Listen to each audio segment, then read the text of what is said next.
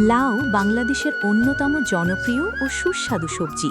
প্রচুর ভিটামিন, জলীয় অংশ এবং খনিজ পদার্থ থাকায় এটি স্বাস্থ্যের জন্য খুবই উপকারী। সঠিক পদ্ধতিতে চাষ করলে লাউ থেকে পারিবারিক চাহিদা মেটানোর পাশাপাশি অর্থনৈতিকভাবেও লাভবান হওয়া সম্ভব। লাউ চাষের জন্য পরিবেশ নির্বাচন খুবই গুরুত্বপূর্ণ। তেমনি দুইঘোলকুষা বৈরাটি গ্রামে কৃষকরা তারা সঠিক সময় লাউ চাষ করে থাকে। বৈরাটির কৃষক আলী ইসলাম সে কৃষি অফিস থেকে পরামর্শ নিয়ে সকল ধরনের সবজি চাষাবাদ করে।